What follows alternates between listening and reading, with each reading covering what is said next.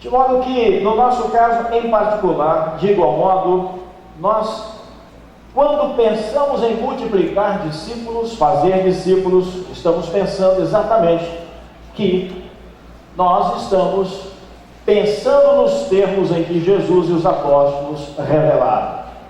E eu trago a lembrança dos irmãos do texto de Atos 2,42, que diz: e perseveravam na doutrina dos apóstolos, na comunhão, no partir do pão e nas orações. E em toda a alma havia temor, e muitas maravilhas e sinais se faziam pelos apóstolos. Todos os que criam estavam juntos, perseveravam unânimes todos os dias no templo, partindo o pão de casa em casa, comiam juntos com alegria e singeleza de coração, louvando a Deus e caindo na graça de todo o povo. E todos os dias acrescentava o Senhor à igreja aqueles que se haviam de salvar. Este texto síntese do evangelista Lucas é revelador, pois aponta para os fundamentos da igreja, bem como para as razões de seu crescimento extraordinário. Crescimento experimentado, ressalta-se, queridos irmãos, num tempo de profunda perseguição.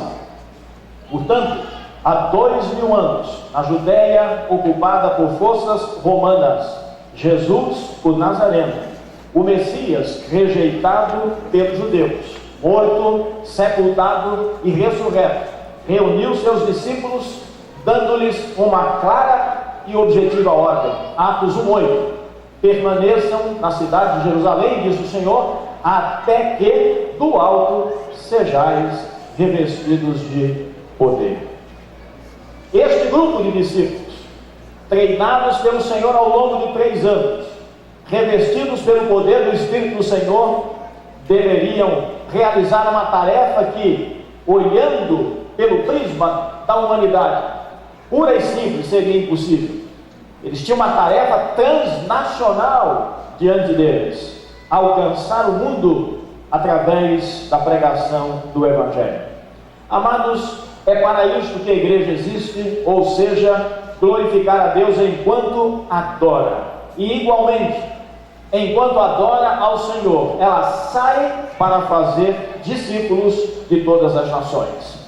Deus estabeleceu, a meu ver, à luz do Novo Testamento, apenas um propósito: alcançar e salvar o mundo pela pregação do Evangelho.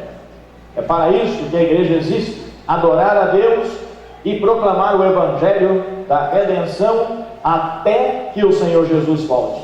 Destaque, conforme os evangelhos canônicos, nos textos que consubstanciam a fundação da igreja, os mesmos explicitam a sua missão no mundo, isto é, multiplicar discípulos. Diz-nos Mateus: fazei discípulos de todas as nações. Cena idêntica registra Marcos, onde as palavras do Senhor precedem a ascensão: ide por todo o mundo e pregai o Evangelho a toda criatura. Marcos 16:15. O relato de Lucas é marcante e esclarecedor.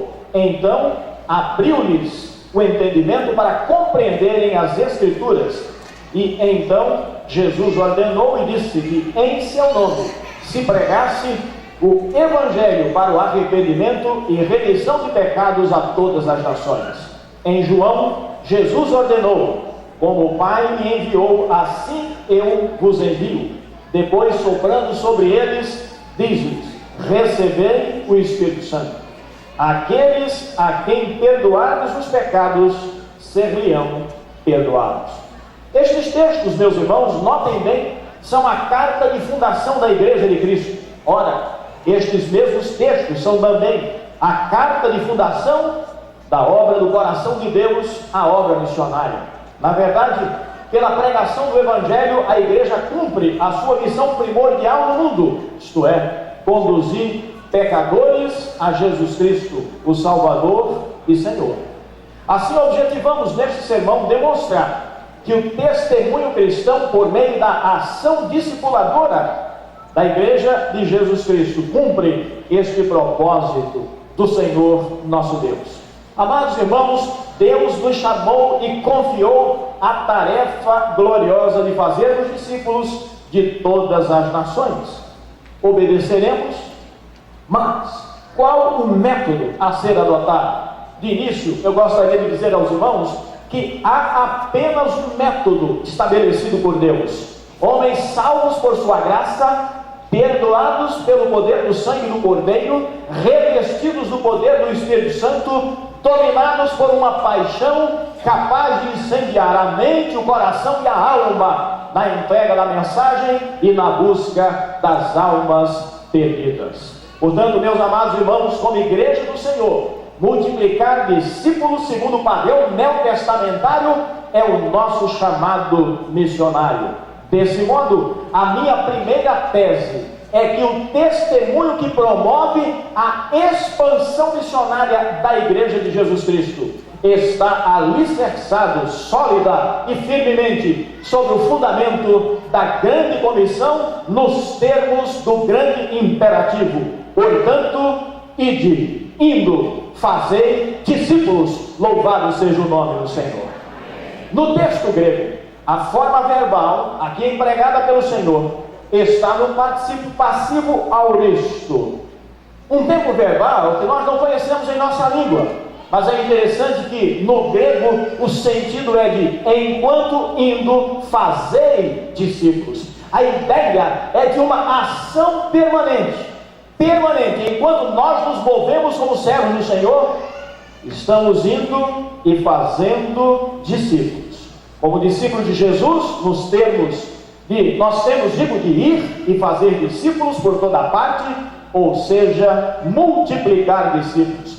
Logo, cumprir o ide significa, em primeiro lugar, glorificar a Deus, o Pai, que enviou seu Filho amado para nos salvar. E em segundo lugar, fazer a vontade do Senhor da igreja, o Senhor Jesus. Neste quesito, Jesus declara: vós sereis meus discípulos se fizerdes o que eu vos mando. E acrescentou: sem mim nada podeis fazer. Logo, cabe a cada um de nós, como discípulos do Senhor, revestidos do poder do seu Espírito e plenos desta paixão pelas almas perdidas, em obediência ao Senhor, testemunharmos dele. Missões, portanto, é a obra do coração de Deus. É relevante, profunda ainda hoje, a afirmação de William Carey, nomeado em 1793 pela Sociedade de Missões Estrangeiras da Inglaterra para servir na Índia, considerado pelos estudiosos modernos do movimento missionário e evangelizador como o pai das missões modernas. Ouçam o que este homem de Deus disse há tantos anos, e o que ele disse continua atual até hoje. Apesar de tudo, disse ele, Deus está comigo. Sua palavra é a verdade segura, e ainda que as superstições do paganismo fossem 1000 vezes piores do que são, ainda que fosse abandonado pelos meus e perseguido por todos, minha esperança, fundada na viva palavra de Deus, permanecerá e triunfará sobre todos os obstáculos e todas as provas. A causa de Deus, disse ele, triunfará, e eu sairei destas angústias qual ouro purificado pelo fogo. Que declaração extraordinária! Para realizar, irmãos, tão grande tarefa, a igreja precisa se revestir do Senhor e ter a visão do Senhor.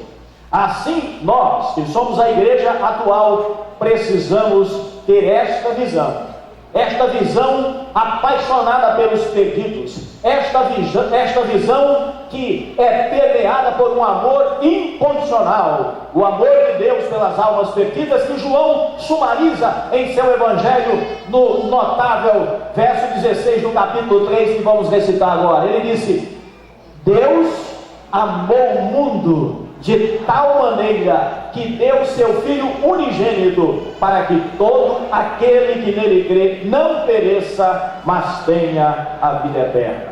Meus amados irmãos, Jesus nos diz: levantai os vossos olhos e vede as terras que já estão brancas para a ceifa.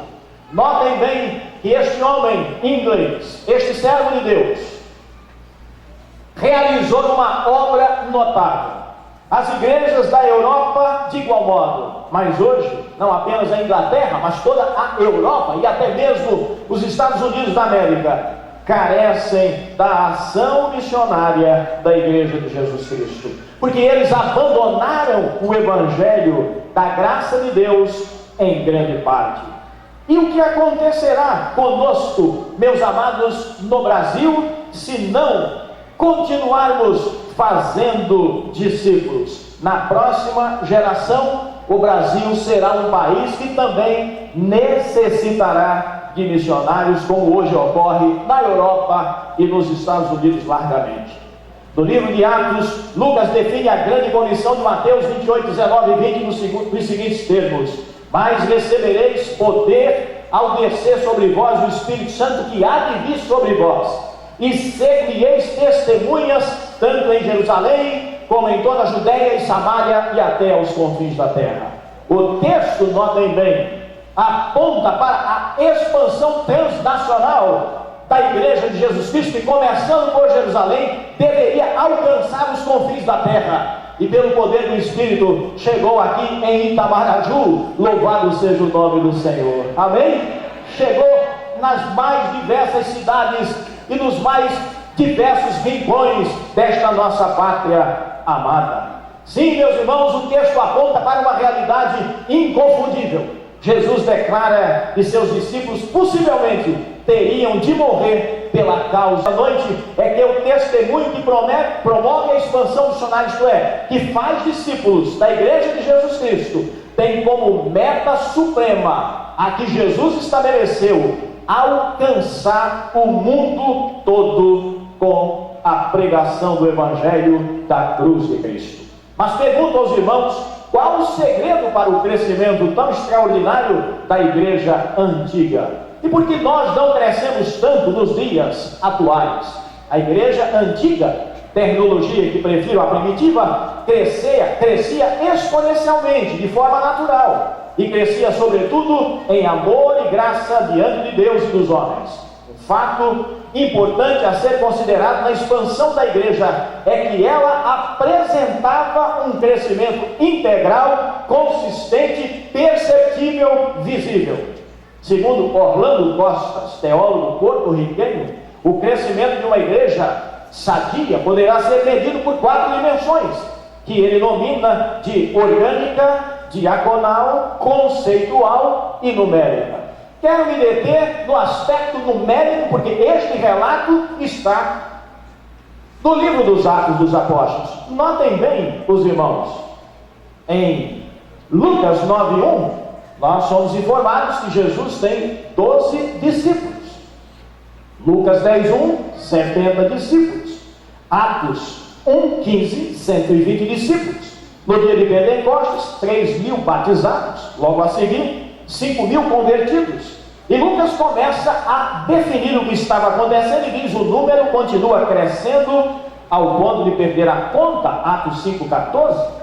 Mais crescimento, inclusive, conversão de sacerdotes, Atos 6,1,7.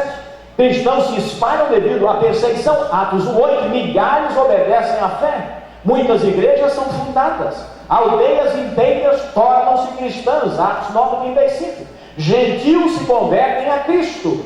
Igrejas erguidas na Ásia Menor e Turquia se espalham de forma vertiginosa. E em Atos 21:20, finalmente somos informados que milhares de judeus, inclusive sacerdotes, agora obedecem à fé.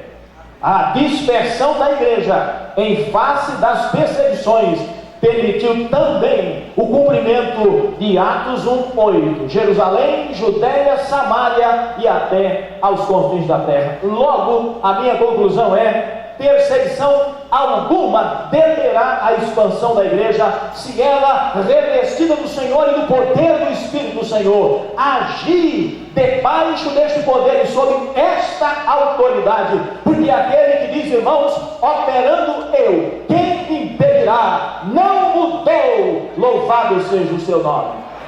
Precisamos nos revestir de Cristo e da autoridade de Jesus Cristo.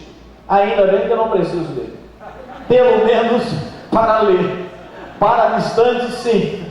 É impressionante. Se eu quisesse fazer isso, eu não teria feito. Como não quis, aconteceu. Meus amados, então, nós precisamos entender que aqueles homens e mulheres de Deus estavam dispostos a morrerem pela fé. Eles não temiam Pelo contrário, há um dom pouco ressaltado no Novo Testamento, que é o dom do martírio. Algum irmão aqui deseja este dom? Levante a mão. Ok, ninguém deseja o dom do martírio?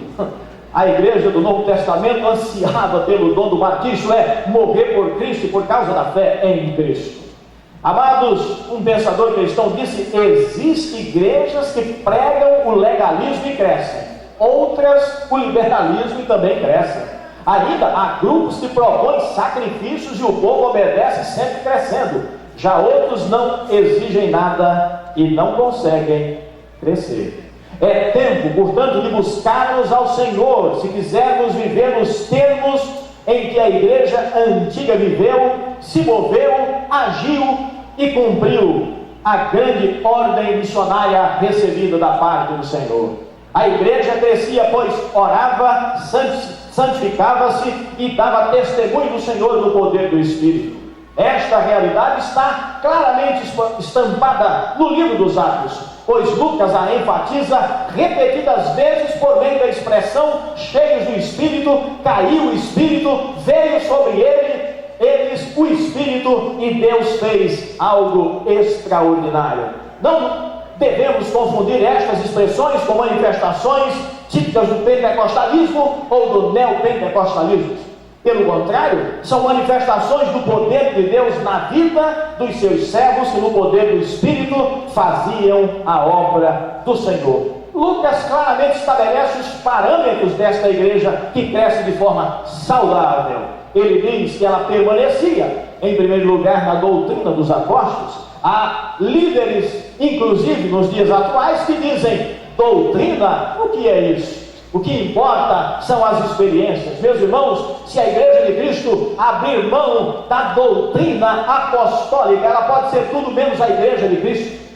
A igreja precisa perseverar nas doutrinas fundamentais e basilares da nossa fé. Se abandonarmos as mesmas, afundaremos como a Europa afundou e os Estados Unidos agora estão afundando.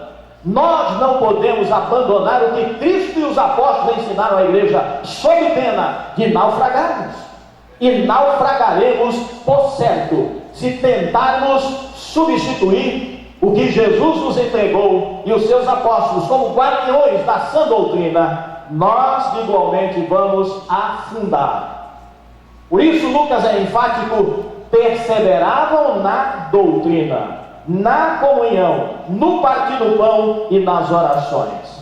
Amados irmãos, esta igreja ainda nos diz, o evangelista andava no temor do Senhor, louvava a Deus, caía na graça do povo, e agora a bênção se completa. E todos os dias acrescentava o Senhor à igreja os que se haviam de salvar. A salvação, meus amados, é um ato de Deus do princípio ao fim. É Deus quem salva, é Deus quem perdoa, é Deus quem regenera. Este é o papel primordial do Espírito de Deus. E quando Ele vier, disse Jesus, convencerá o mundo do pecado, da justiça e do juízo.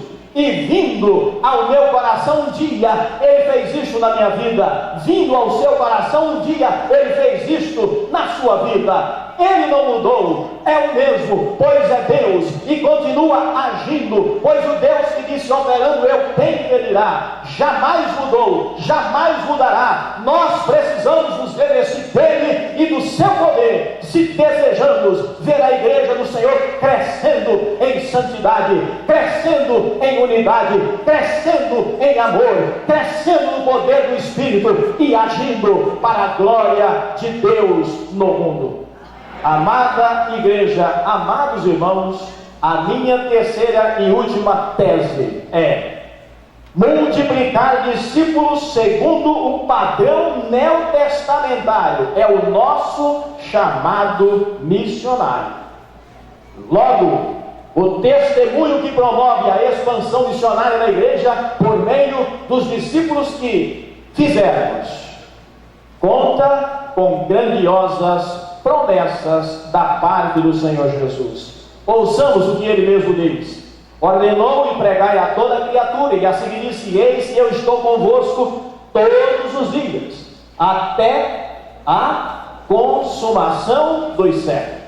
Notem bem, amados irmãos, hoje eu disse aos pastores na reunião da ordem, quando ministrei aos colegas, que o centro gravitacional de toda a teologia neotestamentária, de toda a perspectiva missiológica do Novo Testamento, de toda a praxis empreendida pela Igreja do Senhor em o Novo Testamento é através dos séculos.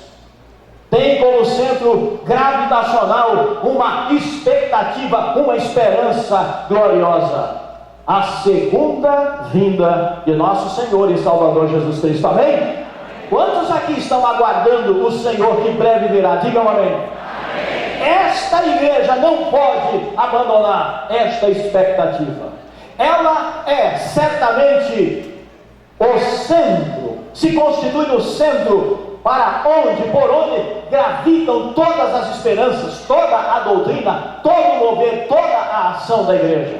A igreja do Novo Testamento anda, vive debaixo desta esperança bendita e gloriosa. É como se eles dissessem: Ele está voltando a qualquer momento, louvado seja o nome do Senhor.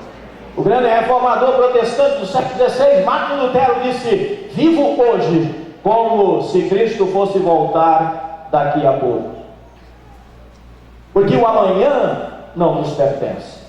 Meus amados, a minha oração a Deus é que Ele nos ajude a sermos fiéis, pois nada se compara à alegria de vivermos fielmente diante do Senhor. Que a nossa vida seja empregada na evangelização diária para fazermos discípulos antes que o Senhor volte, pois tal somente se dará, isto é, a sua segunda vinda, quando todas as nações ouvirem do Evangelho. Ouçam, por exemplo, o que diz o autor de Apocalipse, João, o discípulo amado, assim creio. Capítulo 22, versos 7, 12 e 20. Digo aos irmãos que Apocalipse abre-se com essa perspectiva de que o Senhor está vindo. A revelação que João recebe do Senhor exaltado vem com este viés: Ele voltará, louvado seja o seu nome. E o livro termina dizendo que Ele virá. Eis que presto venho. Bem-aventurado aquele que guarda as palavras da profecia deste livro. Notem bem, a seguir de João: eis que cedo venho, meu galardão está comigo, para dar a cada um segundo a sua obra. E finalmente, no verso 20 do capítulo 22, aquele que testifica estas coisas diz: certamente cedo venho, louvado seja o nome do Senhor. Estudiosos do Novo Testamento dizem, meus amados irmãos, que os cultos da igreja primitiva terminavam sempre com esta oração: Maranatá. Repita essa palavra comigo: Maranatá, que traduzido é: ora vem, Senhor Jesus. Diga isso comigo: ora vem, Senhor Jesus. Eu posso imaginar aquela grande congregação diante do Senhor orando: Maranatá, ora vem, Senhor Jesus. Vem e cumpre a tua promessa. Vem e ser glorificado na tua igreja. Vem para exaltar e glorificar a tua igreja, pela qual destes a tua vida, a qual amas e a qual desejas que esteja contigo na tua glória. Louvado seja o nome do Senhor. Esta expectativa é tão abundantemente gloriosa que até mesmo na ceia Jesus prometeu à igreja exatamente isso. Notem bem, irmãos, ele diz assim: até que coma e beba novo convosco, onde? No reino de meu Pai. Então, eu fico imaginando, já disse às igrejas onde tive o privilégio de pastorear, que eu fico a imaginar e a pensar, pastor Carlos, o dia em que Jesus reunirá na glória a sua igreja e Ele presidirá o banquete celestial da ceia memorial que nós realizamos em nossas igrejas. Será algo absolutamente indescritível. Eu nem sei como posso descrever isso. Só sei de uma coisa: eu desejo muito estar neste banquete. Você deseja? Diga bem.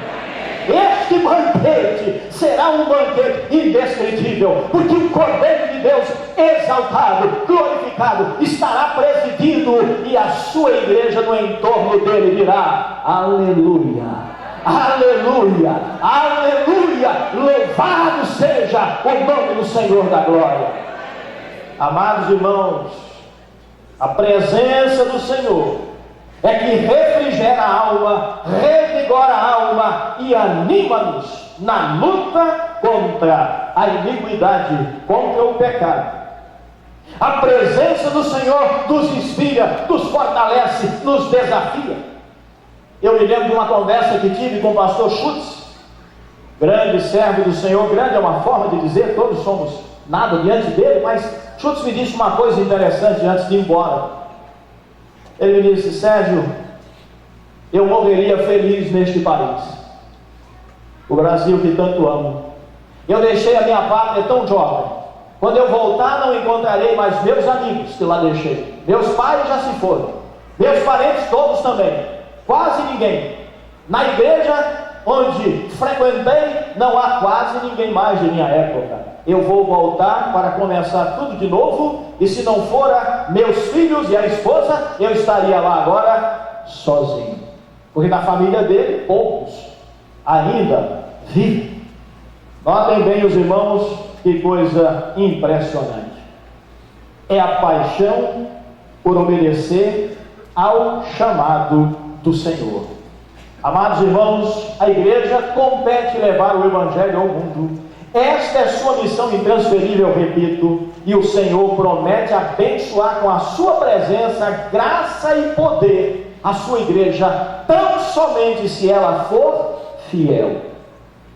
Ouça o que diz João lá em Apocalipse pelo Espírito do Senhor: ser fiel até a morte, e dar-te-ei a coroa da vida. Deus nos tem chamado a isso. Robertson, um grande teólogo, disse: trata-se do mais sublime dos espetáculos, contemplarmos o Cristo ressurreto sem dinheiro, exército ou estado, a encarregar o seu grupo de 120 homens e depois 500 e algumas mulheres para conquistarem o mundo, levando-os a crer ser possível realizar tal tarefa com séria paixão e poder. O Pentecostes ainda viria, mas a fé dinâmica daquela igreja já orientava os crentes na montanha da Galileia.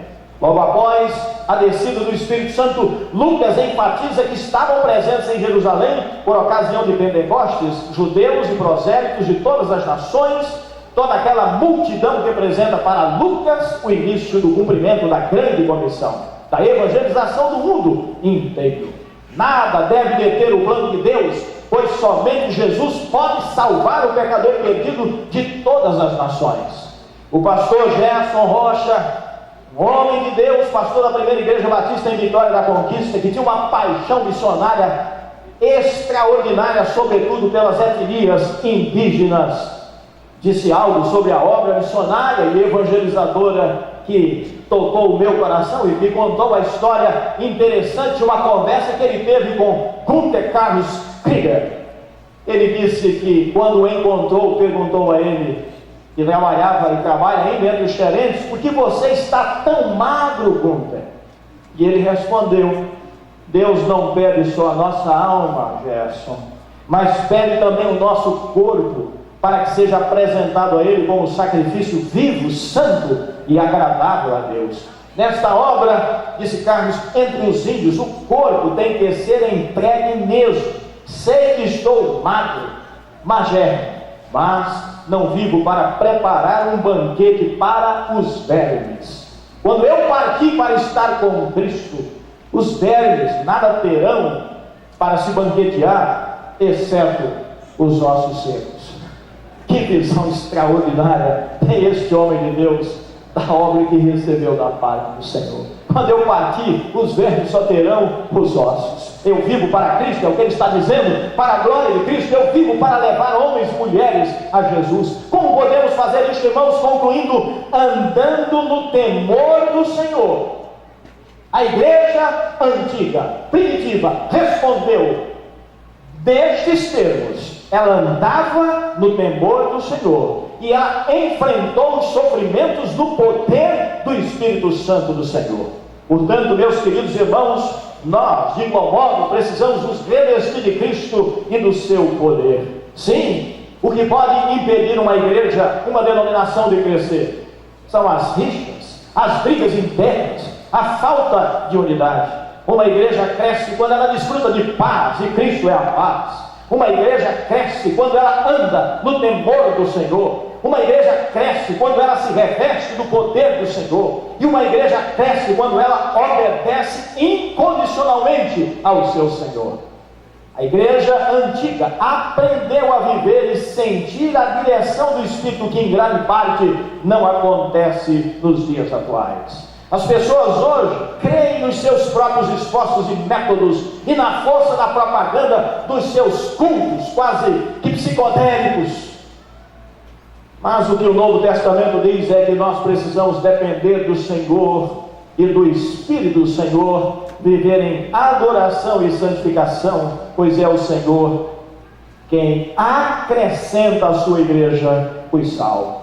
Portanto, amados irmãos, em resumo, precisamos, como igreja do Senhor, viver na dependência de Deus, ouvir o Espírito Santo de Deus e pregar somente, e tão somente, a palavra de Deus na sua simplicidade, sem acrescentar nenhum tio. A dependência do Espírito Santo, portanto, é vital para sermos uma comunidade viva, plena do Espírito Santo e capaz de agir no poder do Espírito, sentindo a sua direção e o seu mover, cheios de compaixão e misericórdia pelas almas perdidas. Mas a igreja atual, que vive claramente os primeiros movimentos da apostasia dos últimos dias, de que Paulo e Pedro nos declaram, pressionada pelo liberalismo e pelos ventos tempestuosos da pós-modernidade ou da modernidade líquida, como queiram definir estes tempos, é uma igreja que não mais diz assim diz o Senhor. Ela adota nos dias atuais a política do politicamente correto, e tudo aceita, e tudo permite, e traz o mundo para dentro de sua realidade, perdendo a sua identidade e autoridade. A igreja atual busca novos métodos de crescimento, porém Deus já estabeleceu um método, não há outro além desse. O método, repito, homens salvos pela graça, regenerados pelo poder do Espírito Santo, cheios e plenos do Espírito de Deus, que vivem na dependência do Senhor e proclamam o Evangelho da glória de Deus, para a glória de Deus, louvado seja o seu nome. Amados irmãos, ouçam o que diz Lucas, Atos 2,46.